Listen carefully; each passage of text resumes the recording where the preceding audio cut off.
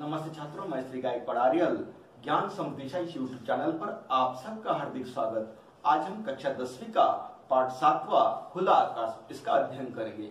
खुला आकाश ये जो है पूरक पठन है और इसके रचनाकार है कुंवर नारायण जी। कुंवर नारायण जी का जन्म हुआ था फैजाबाद में 1927 में उत्तर प्रदेश। मृत्यु हुई थी 2017 में लखनऊ उत्तर प्रदेश में। नई कविता का जो आंदोलक है वो सशक्त हस्ताक्षर कुंवर नारायण की मूल विधा कविता रही है। इसके अलावा आपने कहानी, लेख, समीक्षा, सिनेमा, रंगमंच आदि कलाओं पर भी लेखनी चलाई है।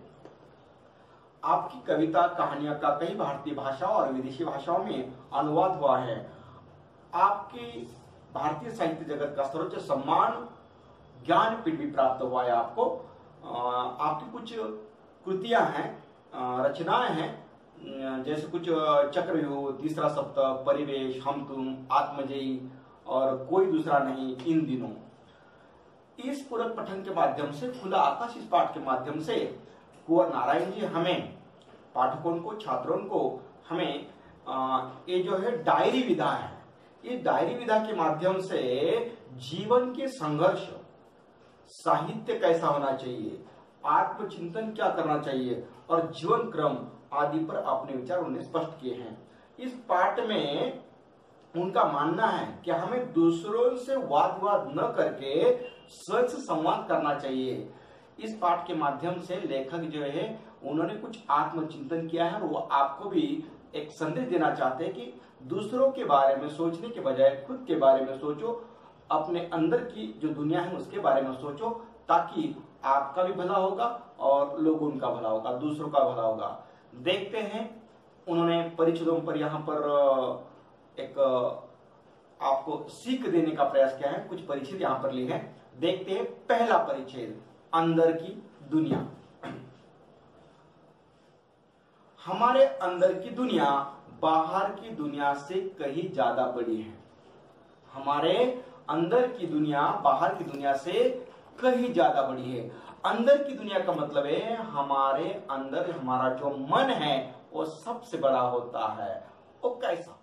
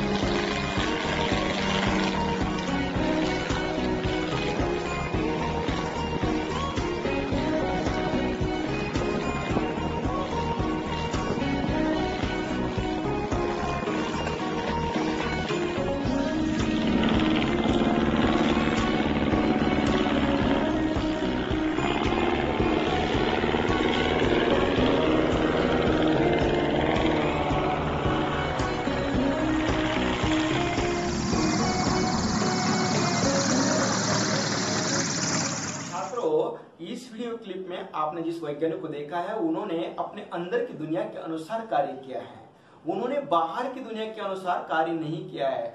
हम तो बस हमारे जो अंदर की दुनिया है उसका विस्तार नहीं करते, बाहर की अपेक्षा से छोटा करे चले जाते हैं। आपको भी इस वैज्ञानिक की तरह उसे बड़ा करना है, उस अपने अंदर की दुनिया को निर्जीव नहीं बनाना है। हम उसका विस्तार नहीं करते, बाहर की अपेक्षा उसे छोटा करते चले जाते हैं और उसे बिल्कुल निर्जीव कर देते हैं। आजादी, पूरी आजादी अगर कहीं संभव है तो इसी भीतरी दुनिया में ही है, जिसे हम बिल्कुल अपनी तरह समृद्ध बना सकते हैं।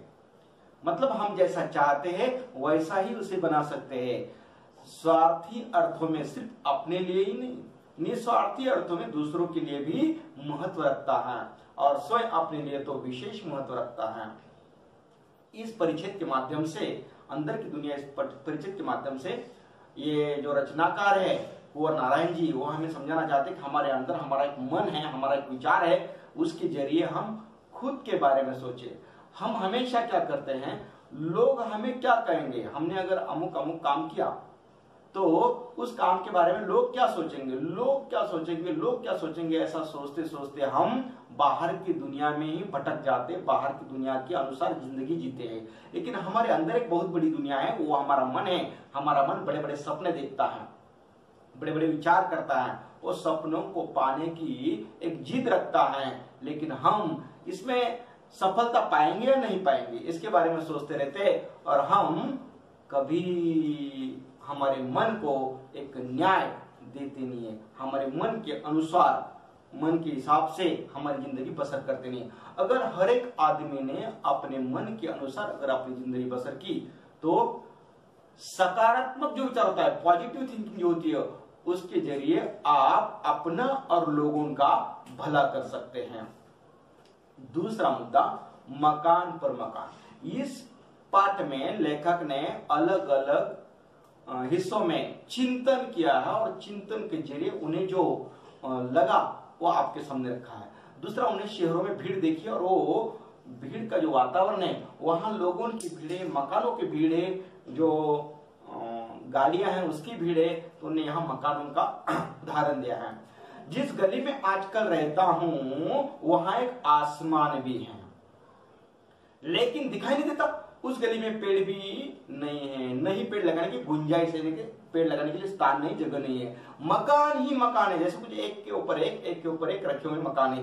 इतने मकान के लगता है मकान पर मकान लदे हैं। कैसे? लंद फंद, यानी कि अव्यवस्थित, बेढंगे। मकानों की एक बहुत बड़ी भीड़ है। कुछ इलाकों में इतने मकान होते हैं, छोटे छोटे मकान होते हैं, तो जाने के लिए गलियां भी ठीक से नहीं होती है। जो भीड़ होती मकानों की, जो एक संकरी नहीं, पतली, छोटी, तंग, कम चौड़ी गली में फंस गए और बाहर निकलने का कोई रास्ता ही नहीं। जिस मकान में रहता हूं, लेखक कहते हैं, जिस मकान में रहता हूं उसके बाहर झांकने से, देखने से क्या दिखता है? बाहर नहीं, सिर्फ दूसरे मकान और एक गंदी तंग गली दिखाई देती है। चिड़िया दिखती है बाहर, कभी कभी चिड़िया दिखती है, लेकिन कहां दिखती है? पेड़ों पर नहीं, आसमान में उड़ती हुई नहीं, वो दिखती है बिजली या टेलीफोन के तारों पर बैठी, मगर बातचीत करती या घरों के अंदर यहां वहां घोंसले बनाती नहीं दिखती। उन्हें देखकर लगता है मानो वे प्राकृतिक नहीं है। वो चिड़िया प्राकृतिक नैसर्गिक जो होती है वो नहीं है, वो कैसे है? रबर या प्लास्टिक के बने हुए खिलौने हैं, ऐसा लगता है, जो शायद ही इधर उधर फुदक, यानी कि जंप लगा सकते हो या चू चू की आवाजें निकाल सकते हो। मैं ऐसी संकरी और तंग गली में मकानों की एक बहुत बड़ी भीड़ से, बिजली या टेलीफोन के तारों से उलझे, आसमान से और हरियाली के अभाव से जूझते अपने मोहल्ले से बाहर निकलने की भारी कोशिश में हूं। इस परिचित के माध्यम से, मकान ही मकान, इस परिचित के माध्यम से लेखक कहते हैं शहरों में आजकल मकान बहुत भीड़ भाड़ से बनाए गए हैं, वहां पर पेड़ लगाने के लिए जगह नहीं है। जो चिड़िया होती है, पंछी होते हैं, अलग अलग वो अपने घोंसले बनाते हैं। वो चिड़ियों के घोंसले पहले अपने घर में बनाते हो, अपने जो दरवाजे के सामने, अपने आंगन में जो पेड़ होते हैं वहां पर बनाते, लेकिन अभी यहाँ तो उनको घोंसले बनाने के लिए जगह भी नहीं है। वो बैठते कहाँ है, फुदकते कहाँ है, बिजली और टेलीफोन के खंभों पर।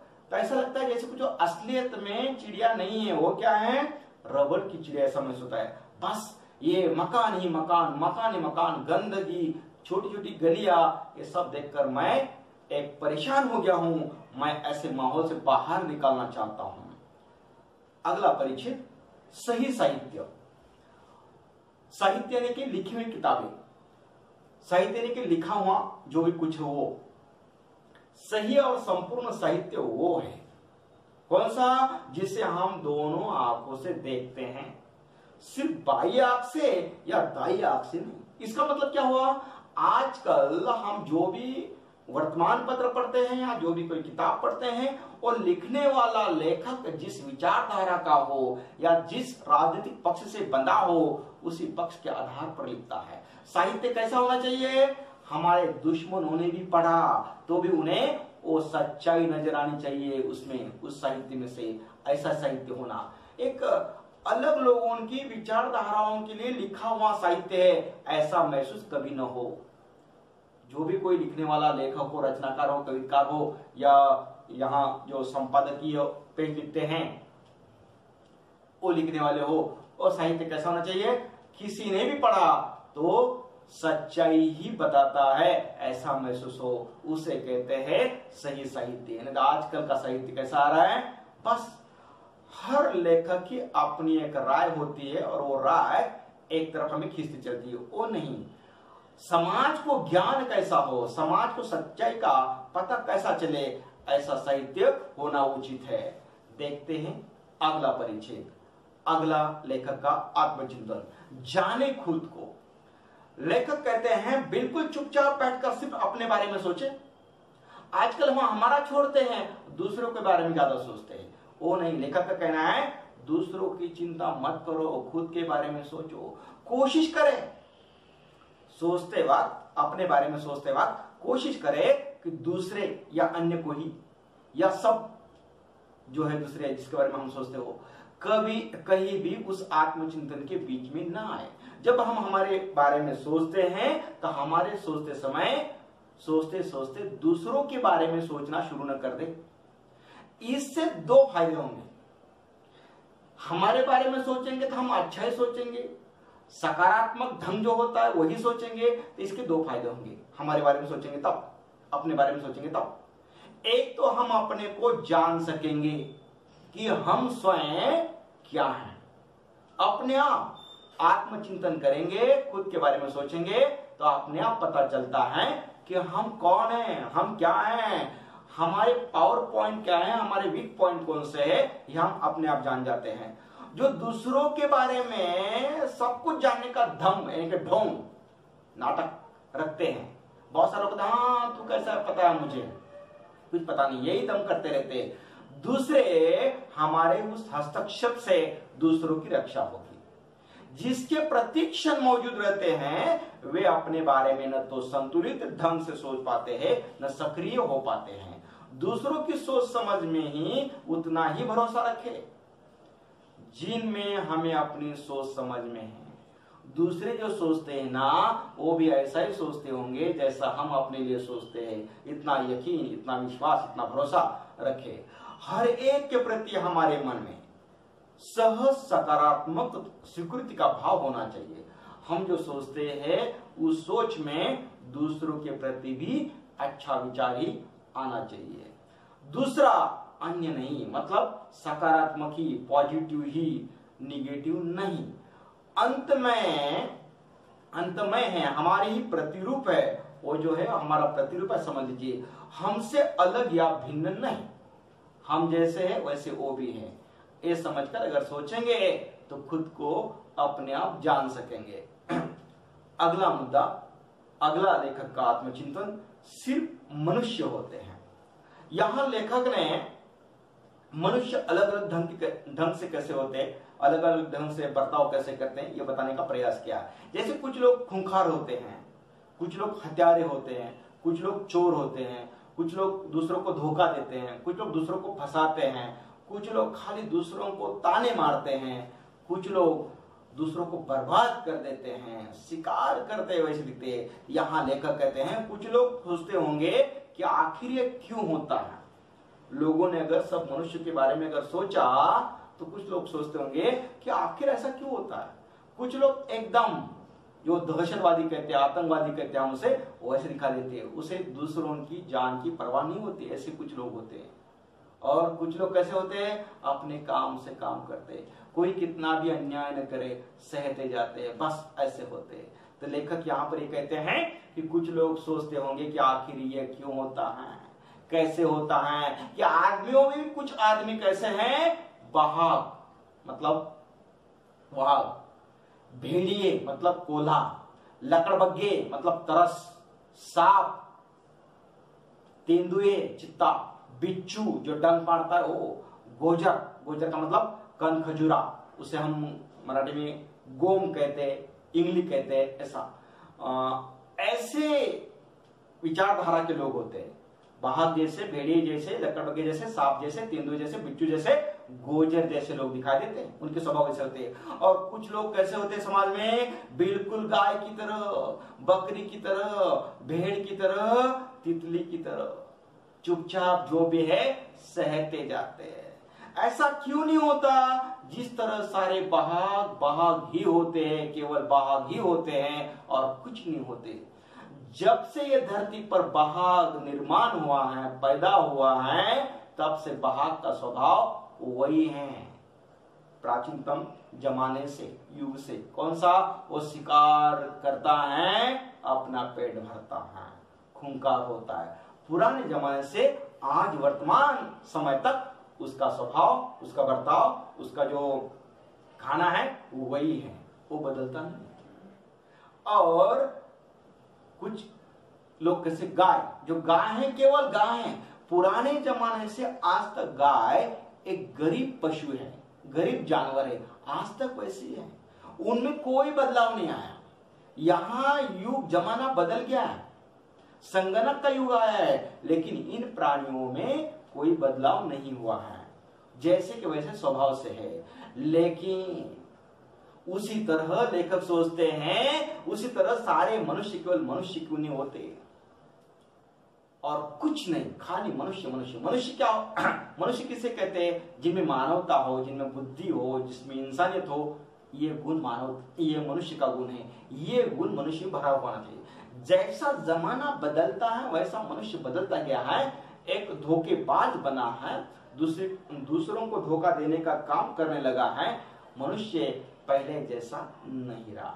ये क्यों, यहाँ पर लेखक कहना चाहते हैं कुछ लोग बाघ की तरह, भेड़िए की तरह, सांप की तरह हैं और कुछ लोग गाय की तरह हैं। समाज में कुछ लोग बहुत खूंखार हैं, एक आतंकवादियों की तरह है, दूसरों की उन्हें परवाह ही नहीं है। वो अभी इतने महत्वाकांक्षी लोग हो गए हैं कि वो अपनों का भी ख्याल रखते नहीं, बस खुद का सोचते हैं। अपने कौन पराये कौन इसके बारे में भी सोचते नहीं है, बस खाली मुझे सब कुछ प्राप्त होना चाहिए इसका ही सोचते हैं। जानवरों में बदलाव नहीं हुआ, मानव जो है वो बदलाव के जरिए बिगड़ गया है पूरी तरह से। उसने अपना मानवता का जो गुण है वो खो दिया है। अभी अगला जो चिंतन है लेखक का वो है लुका छिपाकर जीना। मुझे जीवन को सहज और खुले ढंग से जीना पसंद है।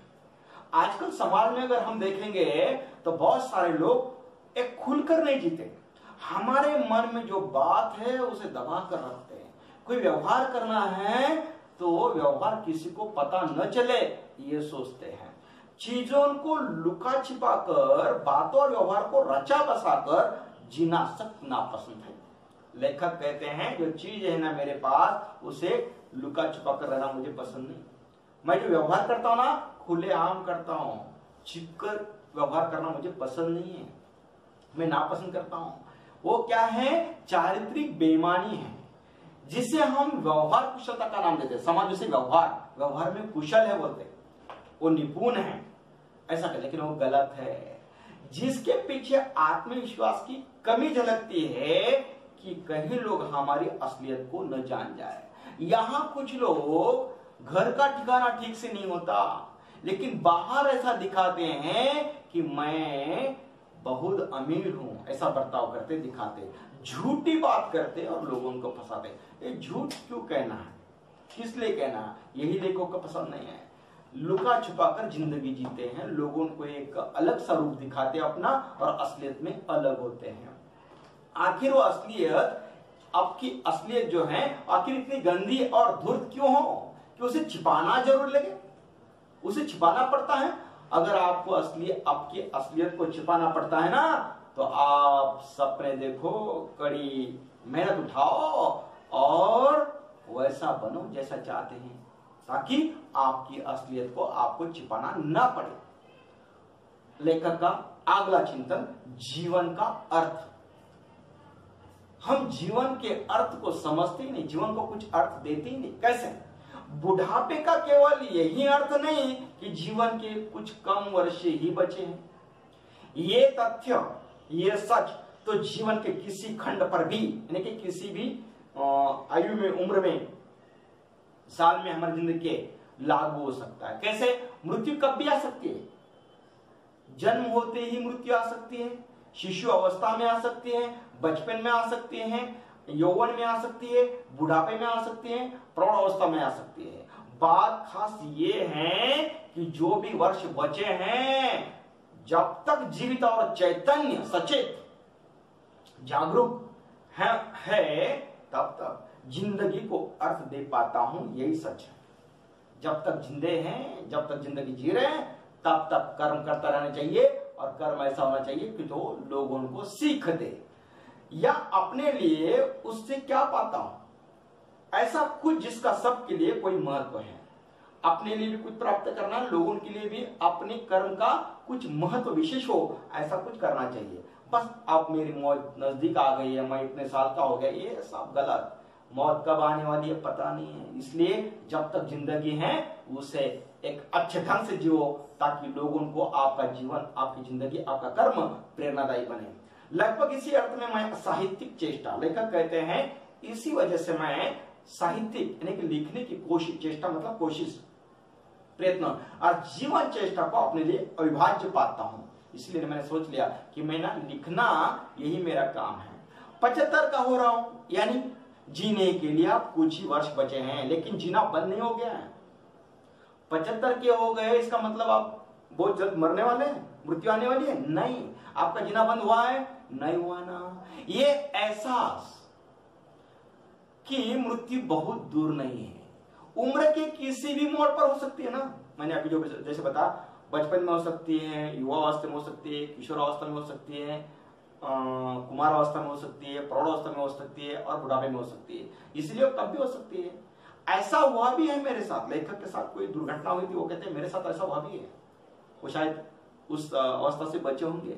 वो कहते हैं तब हो या अब, ये सवाल अपनी अपनी जगह पर बना रहता है कि जीवन को किस तरह जिया जाए, जो हमारी जिंदगी है उसे कैसा जीना है, अर्थ सहित, सफलता से, मतलब सार्थकता से, अपने लिए और दूसरों के लिए भी जिंदगी जीनी है।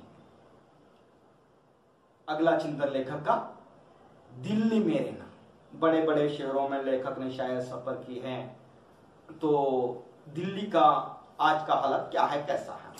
दिल्ली में रहना, दिल्ली शहर में घर ढूंढ रहा। लेखक कहते हैं दिल्ली में मुझे रहने के लिए मैं घर ढूंढ रहा हूं, लेकिन दिल्ली की हालत आजकल कैसी है? शहर जैसे बहुत बड़ी बस है जो भीड़ भाड़ से भरी हुई है, उस बस में बहुत भीड़ है। ऐसी बस लोगों से भरी हुई, भीड़ से भरी हुई जो बस है ना, उस तरह से दिल्ली की जिंदगी है। दिल्ली बहुत बड़ा शहर है, हमारे भारत की कैपिटल सिटी है, उसके बारे में कह रहे हैं। दिल्ली में मैं घर ढूंढ रहा हूं, और दिल्ली कैसी है? एक लोगों से खचाखच भरी हुई जो बस होती है ना, मोटर गाड़ी, उस तरह से। सवारियां बैठे हुए जो पैसेंजर हो, सवारियों से लंद फंद, यानी कि अव्यवस्थित, अपने अपने सीट पर ठीक ठाक से बैठे हुए नहीं, बस एक सीट पर 4 बैठे हैं, ऊपर बैठे हैं, कोई नीचे बैठे हैं, कोई पालान पर खड़े हैं। यहाँ लंद फंद है, हर वक्त चलायमान, जो बड़े शहर होते हैं वो शहर सोते नहीं, रात दिन 24 घंटे चलते रहते हैं, चलायमान है। दिल्ली हर वक्त चलती रहती है। दिल्ली में रहने का मतलब कहीं पायदान पर, यानी कि बस गाड़ी पर जो पांव रखने का, चढ़ते वक्त पांव रखने का जो जगह होती है ना, जगह, वो जगह पायदान, बराबर 2 कमरों में 2 पांव टिकाकर किसी तरह लटक जाओ और लटके रहो उम्र भर।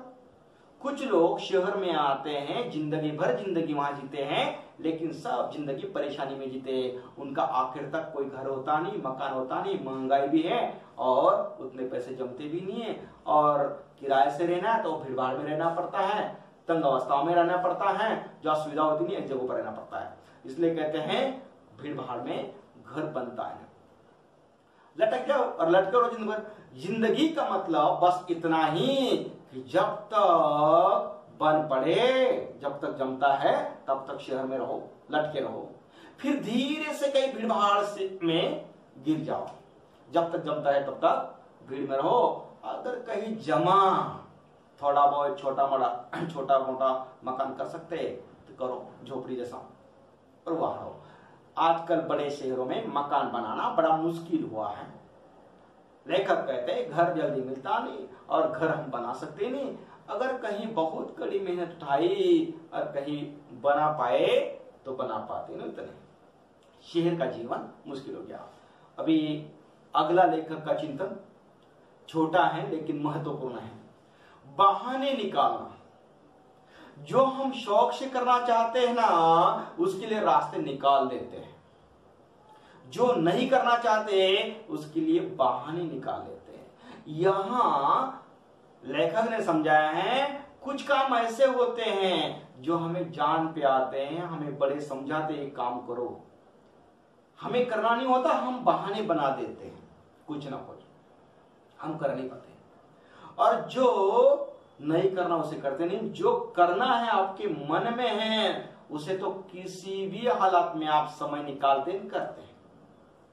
मतलब जो शौक से करना चाहते हैं उसके लिए अपने आप रास्ते निकाल लेते हैं। जैसे अगर किसी ने कहा भाई सवेरे सवेरे जल्दी उठा करो, एक्सरसाइज व्यायाम किया करो, कुछ पढ़ाई किया करो, तो उठना जल्दी जान पे आता है तो बोले हाँ आज तो मेरा पूरा बदन दर्द दे रहा है, कल ऐसा बहाना बनाओगे मेरे बदन में दर्द है, मेरे पाँव में मोच आई है, आज सर दर्द है, कोई भी बहाना बनाओगे।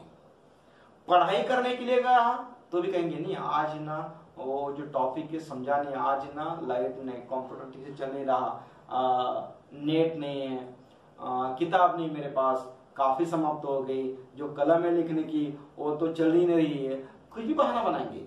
ये तो उदाहरण दिए दो। हर काम में जो भी कोई काम करना होता है वो अगर आपके मन से आपको शौक से करना है तो किसी भी हालत में उसके लिए आप रास्ता निकाल लेते हैं। जो नहीं करना होता है उसके लिए बहाना बनाते हैं। और छात्रों के लिए बिल्कुल ये गलत है। बहाना नहीं बनाना, बहाना नहीं करना। बस जो भी काम है शौक से करो, चाव से करो, सफलता अवश्य मिलती है। हार्ड वर्क जिसे कहते हैं वो करो, सफलता मिलती है, अवश्य मिलती है। बहाना मत बनाओ। बहाना बनाने वाले जिंदगी में बह जाते हैं। जो बहाना नहीं बनाते वो ऊंचे शिखरों पर पहुंच जाते हैं। अगला चिंतन लेखक का, अपने से बहस। आजकल हर तरफ बहस बहस बहस। पड़ोसियों से बहस होती है, जहां काम करते हैं वहां साथियों से बहस होती है, घर में जो परिवार में लोग होते हैं उनसे बहस होती है, और कुछ लेन देन नहीं, राजनीतिक 2 पार्टियां हैं उसके बारे में उनमें बहस होती है। उनको देखकर, उनका सुनकर हम आपस में उन पर चर्चा करते हैं, हम आपस में बहस करते हैं। नहीं, बहस दूसरों से नहीं करनी है, अपने से करनी चाहिए। खुद से करो, खुद के बारे में सोचो कि मैं जो कर रहा हूं काम वो सही है क्या, उसका फायदा कौन सा है, उनका घाटा कौन सा है, नुकसान कौन सा, इसके बारे में सोचो। बहस करो ना, मैं जो पढ़ाई कर रहा हूं वो सही है क्या, इसके बारे में मेरा साथी जो है वो कक्षा में अव्वल आता है, मैं क्यों आता नहीं, क्यों नहीं आता, इसके बारे में बहस करो, तब देखो सफलता हाथ लगेगी। लेकिन हम अपनों से नहीं दूसरों से बहस करते हैं। अपने से करनी चाहिए, अपने खुद से, उनका मतलब क्या है, अपने खुद से बहस करनी चाहिए। सच्चाई हाथ लगती है, दूसरों को सिर्फ सुनाना चाहिए, बहस नहीं करनी, झगड़ा नहीं करना। दूसरों से बहस करने से क्या मिलेगा, झगड़ा हाथ लगता है, झगड़ा दुश्मनी पैदा होती है। इसलिए दूसरों से बहस करने से बेहतर है खुद से बहस करो कि मेरी कोई गलती है क्या, उनसे अगर कोई गलती हुई उन्हें समझाओ, बहस मत करो। अगला आत्मचिंतन लेखक का, चीजों की गुलामी। एक जमाना था, एक मालिक होता था और उनके पास दर्जनों गुलाम होते थे। आज हालात बदल गए हैं। कुछ दिनों पहले कंप्यूटर ने मुझे 40,000 रुपए में खरीदा है। आज का जो युग है, पूरा युग संगणक युग है, कंप्यूटर का युग है। लेखक कहते हैं मैंने 40,000 रुपए में कंप्यूटर घर में लाया है, आजकल उसकी गुलामी में हूं। मतलब रात दिन इंटरनेट शुरू कर दिया, रात दिन कंप्यूटर पर वो काम करते रहते हैं, तभी काम बनता है। कंप्यूटर पर काम नहीं करेंगे तो काम नहीं बनेगा, मतलब उसकी गुलामी में है। उसके नखरों को सिर झुकाकर झेलने में अपना कल्याण देख रहा हूं। कभी कभी जल्दी कंप्यूटर स्टार्ट होता नहीं, कभी इंटरनेट ठीक से रहता नहीं, कभी लिंक ओपन जल्दी होती नहीं, कभी अपने आप बंद हो जाता है। उसका जो नखरा होता है ना, सब सहना पड़ता है। जैसा वो बताए आगे क्या करना, आगे क्या करना, उस ढंग से करना पड़ता है। उसका वादा है, मतलब कंप्यूटर के बारे में ऐसा कहा जाता है क्या कि एक दिन वो मुझे लिखने पढ़ने की पूरी आजादी देगा। कंप्यूटर के जरिए आज पूरे काम हो रहे, पूरी दुनिया के सब कामों पर उसने अपना धाक जमा लिया है। किसने? संगणक ने, कंप्यूटर ने। इसलिए कहते हैं कुछ दिनों के बाद, बहुत जल्द आप लिखना भूल जाएंगे, लिखने की जरूरत पड़ेगी ही नहीं। कलम लेकर कापी पर, नोटबुक पर जो लिखते थे ना, वो भूल जाओगे, उसकी जरूरत पड़ेगी नहीं। वो कहते हैं मैं पूरी आजादी, मतलब स्वतंत्रता, आपको लिखने के काम ही नहीं, जरूरत ही नहीं, ऐसा मैं आप कर दूंगा, खाली मेरे साथ आप करते रहो। फिलहाल उसकी एकनिष्ठ सेवा में ही मेरा उज्जवल भविष्य है। लोग कहते हैं ना, अरे संगणक पढ़ो, संगणक के जरिए, नेट के जरिए काम करो, आपको यश मिलेगा, सफलता मिलेगी। ये आजकल के युग में, वर्तमान युग में सब काम संगणक के माध्यम से होते हैं, इसलिए उसे जुड़ जाओ, संगणक से काम करोगे तो आपका भविष्य उज्जवल होगा, ये कहते हैं। लेखक ने और बताया, इसके पर एक मोटर मुझे भारी दामों में खरीद चुकी है। मतलब लेखक ने कुछ कीमती दामों में एक कार, मोटर गाड़ी ली है, उसकी सेवा में भी हूं। मोटर गाड़ी ऐसे चलती है, अगर मोटर गाड़ी में आपको बैठ कर कहीं जाना है तो मोटर गाड़ी का कहते हैं चाबी ला, चाबी से मुझे ऑन कर। ठीक है, ऑन करा, लेकिन ईंधन डीजल है या नहीं देख, पेट्रोल है या नहीं देख टंकी में, अगर नहीं है तो भर। ठीक है, बाहर कहीं जाना है तो पहले मुझे अच्छी तरह से साफ कर ले, क्लीन। ऐसे जैसे कुछ वो गाली उन्हें कहते हैं। दरअसल चीजों का एक पूरा परिवार जिसकी सेवा में हूं। लेखक कहते हैं मुझे कंप्यूटर की सेवा करनी पड़ती है, उससे मुझे स्वच्छ क्लीन करना पड़ता है, साफ सफाई करनी पड़ती है उसकी। वैसे गाड़ी को भी धोना पड़ता है, उसकी ठीक ठाक से मरम्मत करनी पड़ती है, हवा विवा ठीक है कि देखना पड़ता है। उस तरह से घर में अगर फ्रिज है तो फ्रिज कहता भाई तुम्हें ठंडी चीजें चाहिए, ताजा जो सब्जी हैं या कुछ आपकी चीजें खाने पीने को उसमें रखना चाहते हो आप, तो उसे पहले जो इलेक्ट्रिक बटन है वो चालू कर दो, स्विच जो है वो चालू कर दो, फिर मैं ठंडा दूंगा आपको, नहीं तो नहीं। वैसे बहुत सारी वॉशिंग मशीन है, वो भी कहती है कपड़े धोना है तो उसमें कुछ पानी डालो, कुछ जो वॉशिंग पाउडर होता है वो डालो, तभी मैं सुखाऊंगी, नहीं तो नहीं। इलेक्ट्रिक बटन चालू करो। आजकल आदमी घर के फर्नीचर, घर की फर्शी, घर का जो कोई अलग अलग ढंग का काम है वही करते रहते हैं। लेखक कहते हैं मैं ये घर के फर्नीचर, घर के काम की चीजें इसमें ही अटका हूं, जैसे कुछ मैं उनकी सेवा में हूं, उनकी घर की चीजों में, घर की वस्तुओं में मैं सेवा कर रहा हूं। गुलामी करवाना उसके स्वभाव में है। आदमी का स्वभाव नहीं बदलता या बहुत कम बदलता है। आदमी गुलामी करना चाहता है, लेकिन गुलामी करवाना उसके स्वभाव में है, सिर्फ तरीके बदले हैं, गुलामी की प्रवृत्ति नहीं बदली। हजारों साल पहले एक आदमी मालिक होता था और उसके दर्जनों गुलाम होते थे। अब हर चीज के दर्जनों गुलाम होते हैं। उनका कहना है आजकल आदमी नई नई जो मार्केट में, बाजार में चीजें आ रही हैं, उसका जैसे कुछ गुलाम बन गया है। इस पाठ में लेखक ने अलग अलग मुद्दों का चिंतन किया है समाज के जरिए ही, और यहाँ आपको दी है। इस पाठ के माध्यम से लेखक ने आपको एक जीवन के साथ संघर्ष कैसा करना चाहिए, सही साहित्य कौन सा होता है, आत्मचिंतन कौन सा होता है, जीवन क्रम कैसा होता है, आदि कुछ बातों को स्पष्ट करने का प्रयास किया है। वाद विवाद जो है अपनों से करें, सच्चाई हाथ लगेगी, दूसरों से करोगे तो झगड़ा होगा। और जिंदगी को अब मेरे बहुत कम दिन रहे हैं, अभी तो कोई काम करने से ये नहीं है, अभी आराम से रहूंगा, नहीं, जब तक रहते हो तब तक जीवन को अर्थ प्राप्त कर दो। बड़े शहरों में रहना चाहते हो तो वहां कितनी मुश्किलें होते हैं, ये बताने का प्रयास किया है। यहाँ बहाने नहीं बनाने चाहिए, ये छात्रों के लिए बहुत घातक होता है, हानिकारक होता है, समझाने का प्रयास किया है। और आजकल सभी लोग गुलाम बन गए, किसके, चीजों के। खुद को पहचानो, और मनुष्य जो है, मनुष्य ने खुद का बर्ताव मानव जैसा करना चाहिए, मानव ने मानव जैसा रहना चाहिए, मतलब उनमें मानवता, इंसानियत भरी होनी चाहिए। लुका छिपा कर जीने का कभी भी खुद को प्रसन्न न आए, ये भी लेखक ने बताने का प्रयास